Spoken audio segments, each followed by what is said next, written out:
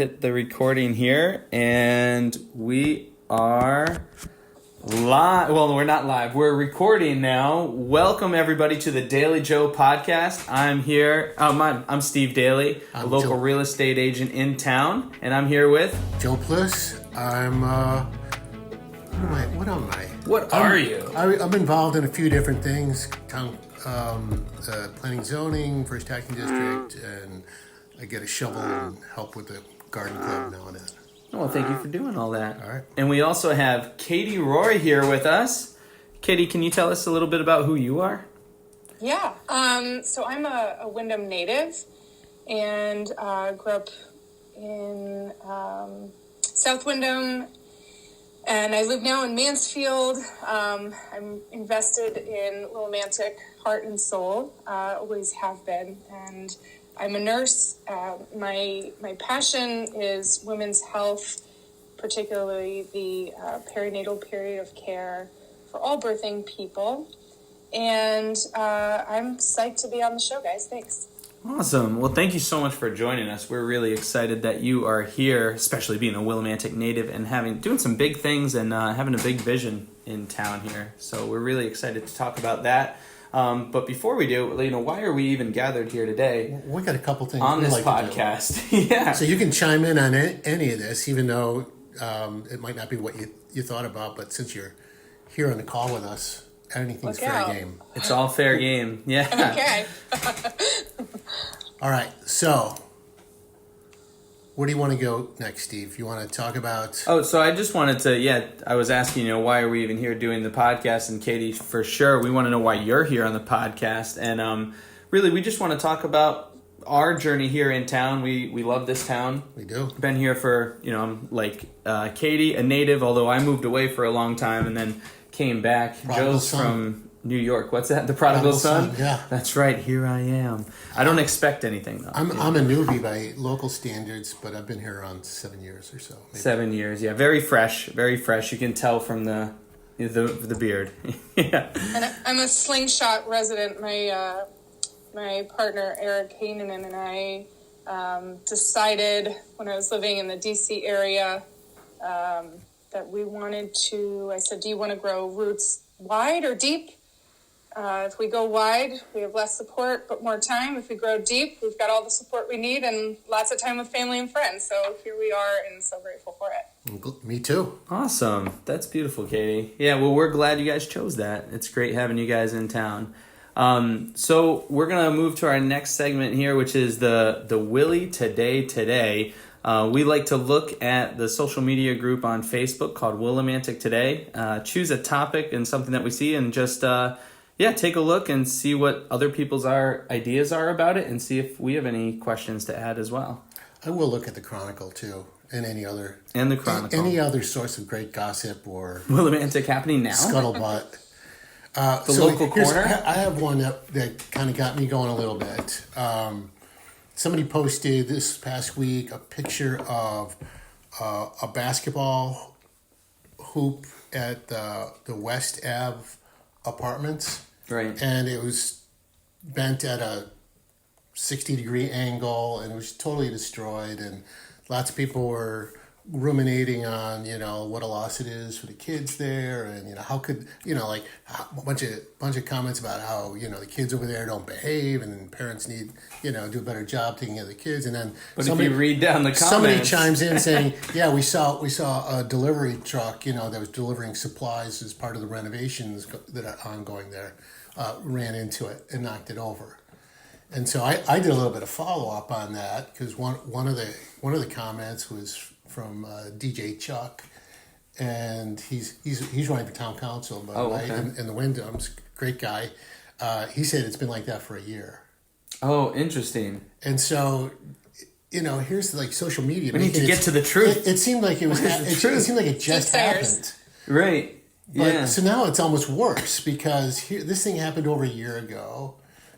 These renovations over there apparently go for you're years. saying it happened over a year ago from one of your sources, but I read those comments too, and there were 3 or 4 different ideas about how that happened and when it happened. It sounded recently, right? Right. Oh, it sounded very recent. That's my takeaway. So we don't even know what year this happened in.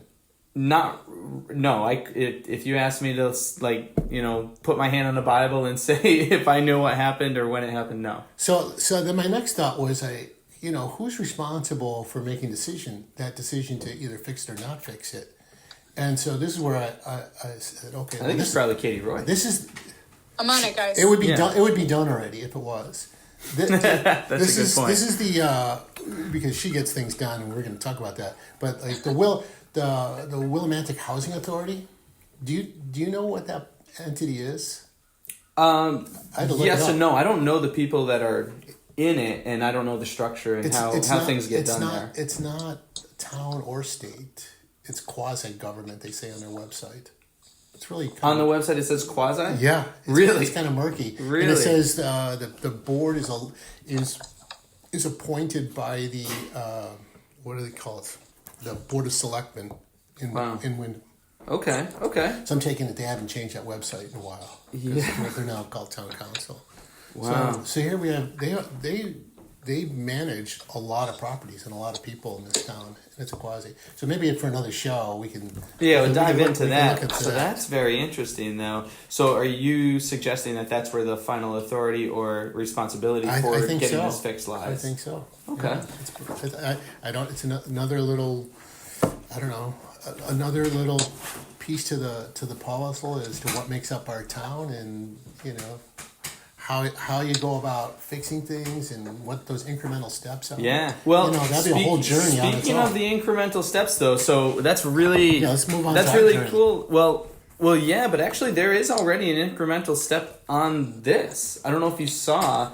Because really, what we're doing here is just adding another comment thread to that thread, just through audio instead of actually typing it in there. But we talk about the journey, right? And that is the next step of our podcast. We like to talk about how do you make change in a small town, especially where the waters can be so murky on who do you even talk to about this and who's actually responsible to fix or change or do something about it. And what we find is, if you take matters into your own hand, that doesn't always mean going and, doing a picket line and, making a whole movement about it, but just doing the next smallest thing. We find that that's some of the most effective ways to make change. And so we're going to talk about our journey with that for a stop sign at an intersection that I have an issue with. But we did already see that someone humbly observed where people were struggling, the kids with the basketball hoop, right? Mm-hmm. That's true. They asked that question. They put it out there. What can we do about this? What's the next smallest thing we can do to address that struggle? So they did step one. They did step two. And then there was a lot of feedback, from people. But they took matters into their own hand. I don't know if you saw it. A lot of the kids posted a video asking for donations. And they said that they put, I can't remember how much. I don't want to say how much. I think it was $20. But they put money up and they were asking other people for donations to make it happen. So they're taking action. I think that's amazing. I thought I saw Beautiful. I thought I saw something that had a portable basketball hoop too. Oh yeah? Someone already I have to look at that. So that could be another solution possibly. Well, that's fantastic. But those little things could make a big difference for a lot of kids potentially. Right. Yeah. I think that's really great because, it's one thing when people put something on Facebook, social media. I mean, bringing attention to an issue is a part of making change. I know a lot of people say, oh, don't be on Facebook talking about it. But you know what? Bringing awareness to something can be a good thing. I think how you do it is important. I think, if you're able to take feedback from the populace that you did put that issue out and then go and take action, that's probably the right way to do it. Yeah. So I'm really impressed that all happened and inspired by that. I think I'm most inspired by this entrepreneurial and the spirit of the kids in the community. I think, children understanding how to use their voice to raise issues to the community and then to be powerful and empowered enough to ask for support is really, really beautiful. So I'd love to see more of that and supporting and uplifting those kids. Absolutely. Yeah, that's so cool to see. I wanted to add too, so just so everyone listening knows, we might not know the whole story. These are little snippets that I'm picking up and we're picking up as we go. We're a couple of idiots that live in town and are just doing our best to figure out. We're not letting that stop us, though. How to let it, right, we're not letting that stop us. Nice. Maybe we should. But, we want to just, we want to be a part of it all. And when we see others, being a part of it all in that way and taking action, that is just so great. So kudos to those guys. Well, how's the stop sign on?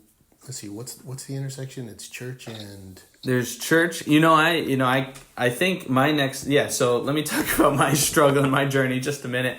The intersection of Church Street and Lewiston Street, pretty dangerous intersection in my opinion. I walk up there all the time with my kids. I unfortunately my dog passed away, but I was walking with my dog there a lot. Sorry, Steve. And thanks.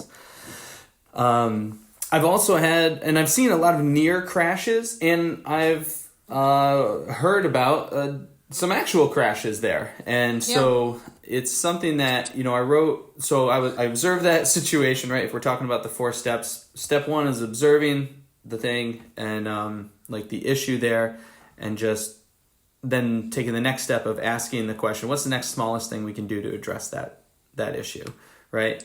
Step 3 is doing that thing and doing it right now. So what I did was I emailed Brian Tarbell to see what he could do about this, see if there was a crash study on this intersection already.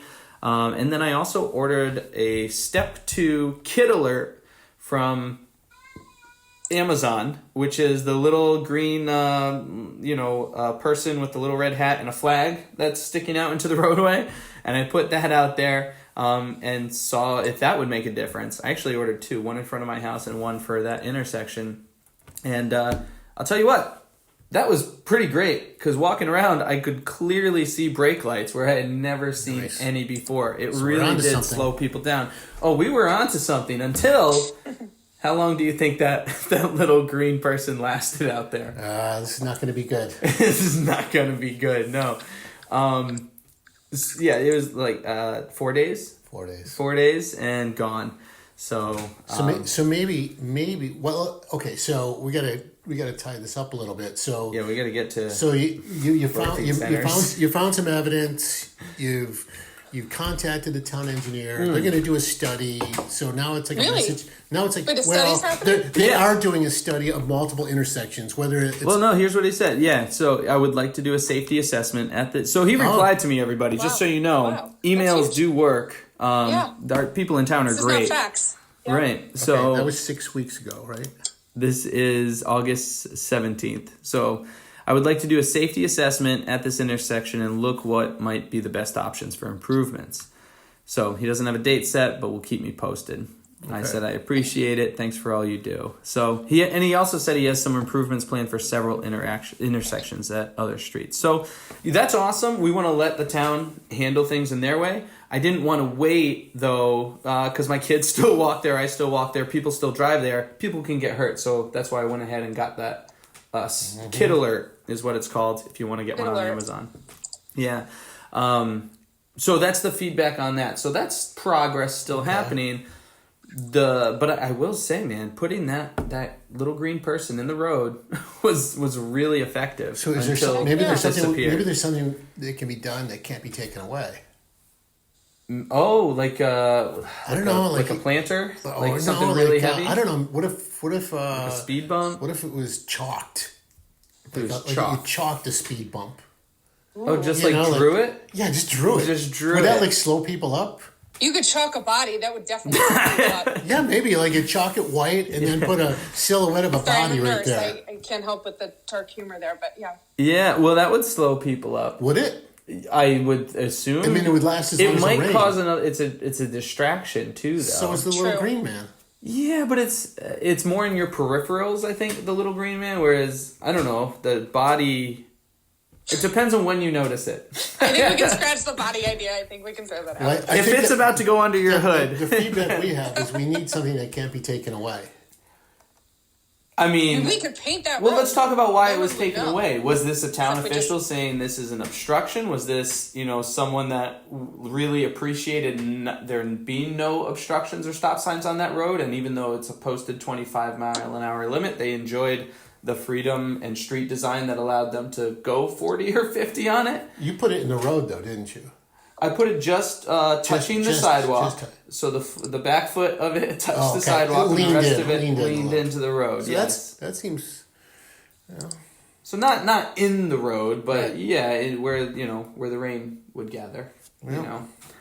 For sure. And then just so everyone knows, I also put one in front of my house. That was great until that got hit by a car. Actually, Jeez. Yeah, good. The car did hit it. So, and again, just on the very side, at the back foot touching the grass. To me, I don't know. That just states that people maybe aren't paying attention in our neighborhood texting and streets. driving. Yeah. And that would have been my kid, out there. So to me, that doesn't say, oh, this is a bad thing to have out there. To me, that is saying this is a necessary thing to have out there. And we probably need a little bit more so that the awareness is that, yes, these streets are for cars and people to get where they're going, but these are our streets. This is our neighborhood. Not me. I mean, all of us. I mean, when I walk out there, it's not just me. There's a lot of people walking, and that's a shared space. There's not sidewalks everywhere, and even where there are, it's still a shared space. So it sounds like at this point, we're just trying to figure out what's the next. And we got the feedback. Now it's like, what's the next smallest thing to do? I'm inspired by actually these kids, and I think my next smallest step is to share my story. I guess I'm doing that here, but quite frankly, more people read the Willimantic today than they do listen to this. So it's to share it on Willimantic today. And so I'm committing to here. That's my next smallest step. That's a big deal. You're gonna drop a link. And dropping a link, other people can jump on. That thread and I will order a new one myself. All right. So if other people want to buy one, awesome. They're $35, I think. I put sand in the bottom of mine. It wasn't heavy enough. Maybe I'll fill it with concrete next time. I don't know. But tie a chain to it. I don't know. Anyway, right. So that's that. Before we bog down too much, Joe, where are we going from here? We got to get into the big story of the day with Katie Roy and her brainchild. No pun intended. Maybe Katie. Maybe you got a big idea. I think it fills a missing piece. Maybe more missing now than it was a couple years ago. Why don't you give us a sort of a quick overview of what your plan is, and we can talk about it. So I've mentioned that my heart is with women's health and the birthing folks. As most people in our area are aware, Wyndham Hospital's birthing center closed down a few years back. Boo. And yeah, I mean, it's interesting. The case that was made is the low birth attendance at that hospital, and I'm sure that that's a multiplicative set of issues that kind of came together. Hartford Healthcare rather bought out Wyndham Hospital, and whether or not that was by design or just by nature of access to other birthing options.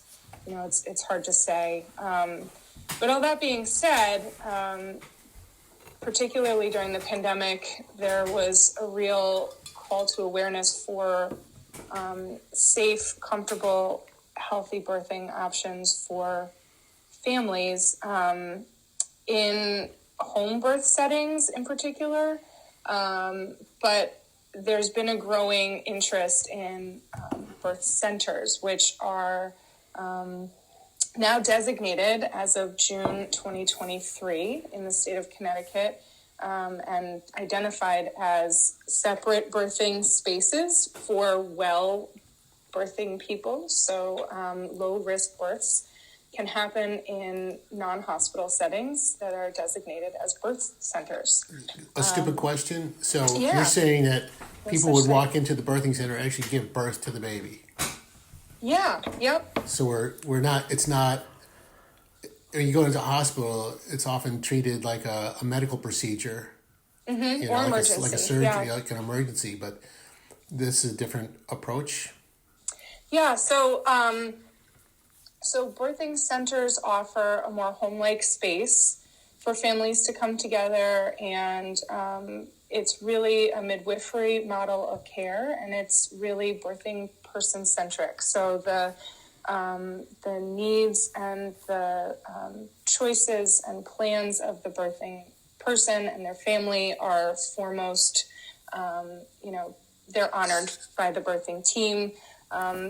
Oftentimes there's access to a doula who's a birth support person, and your services really are just tailored to your needs.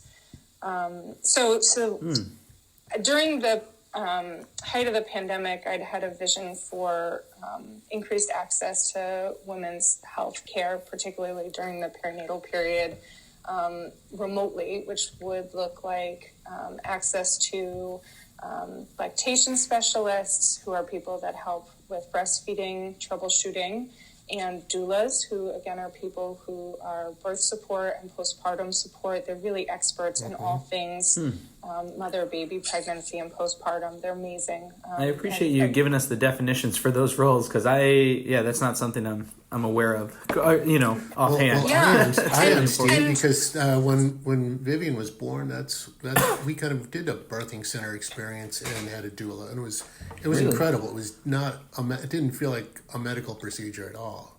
Interesting. So this is a really valuable service that you're talking about, Katie.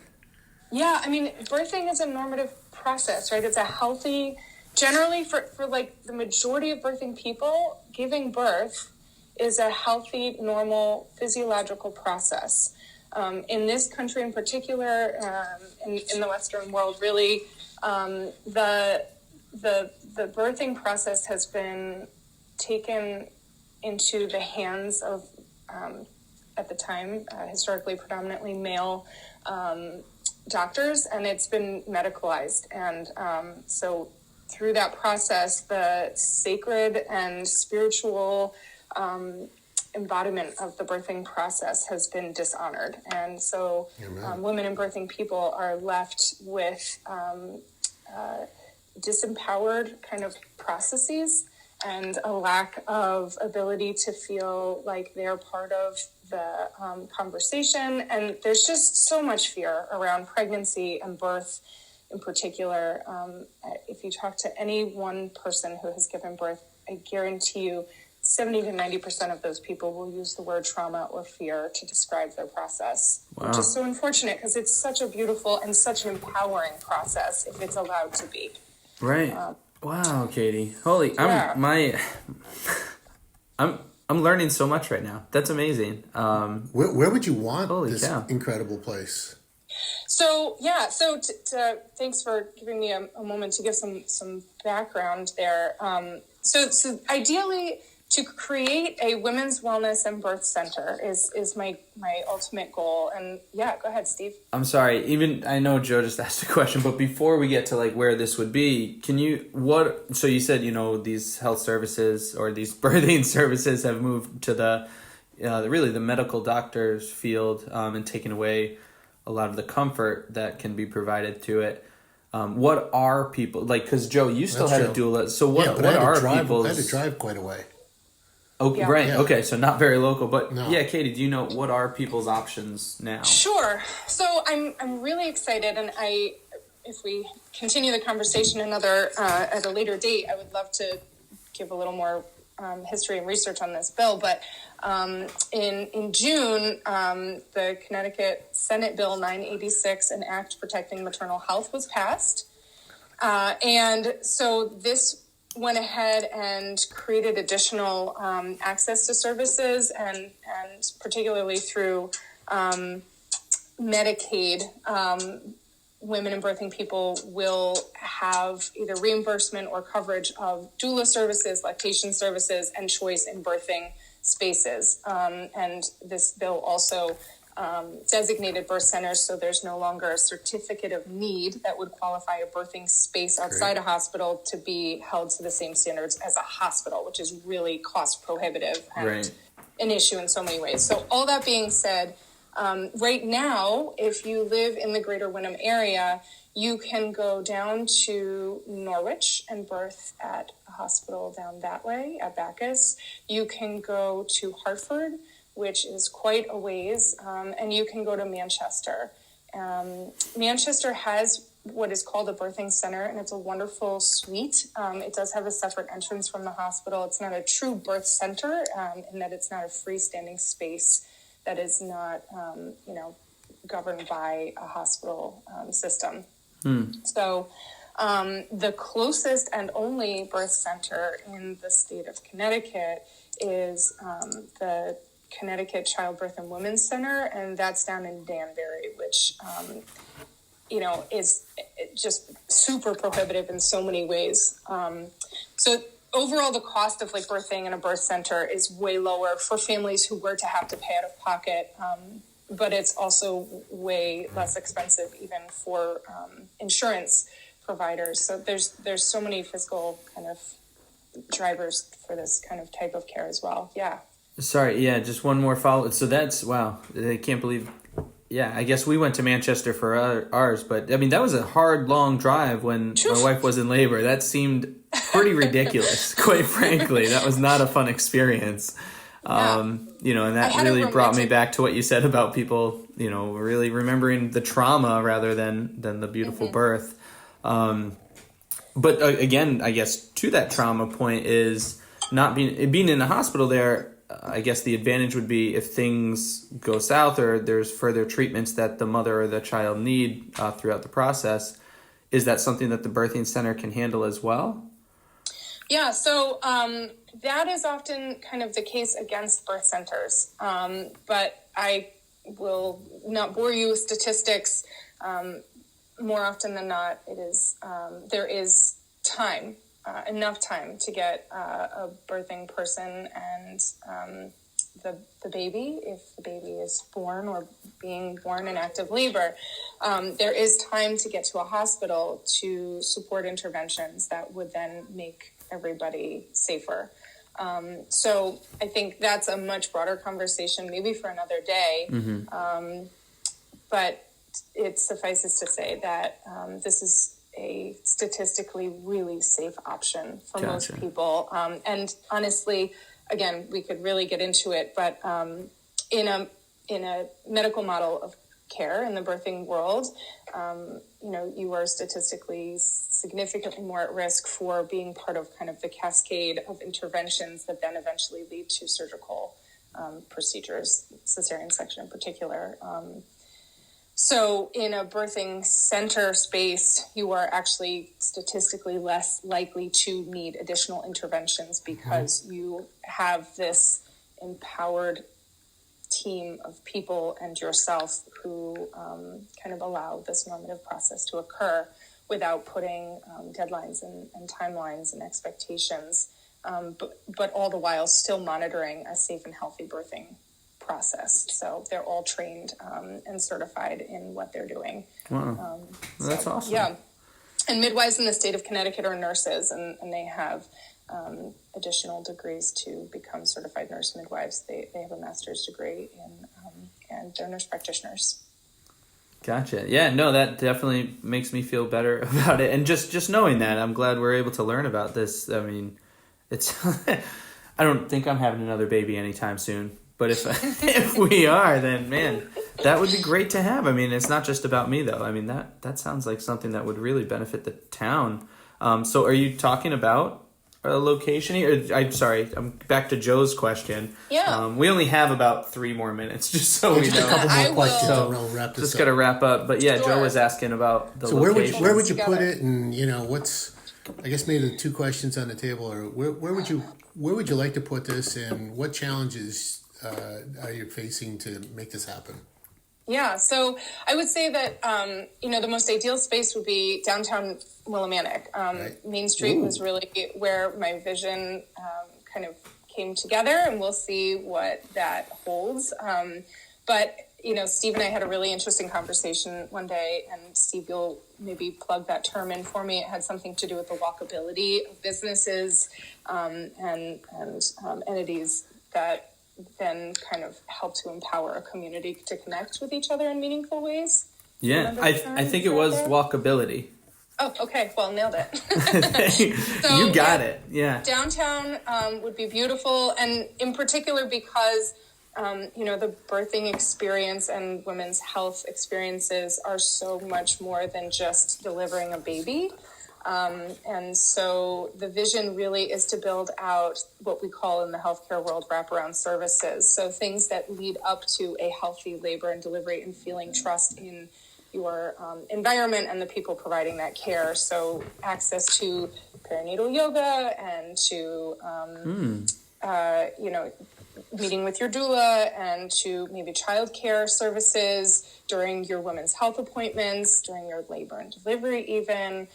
Access to the Willimantic Children's Public Library with your partner and your existing children while you're birthing. Oh, I love so that. You have some Right. space, maybe walk up the road and have a bite at Willy Brew before you come in and labor, or over to the Willimantic Food Co-op to grab some snacks on your way into labor, because makes a that lot is of also sense. something allowed in that environment. So, yeah.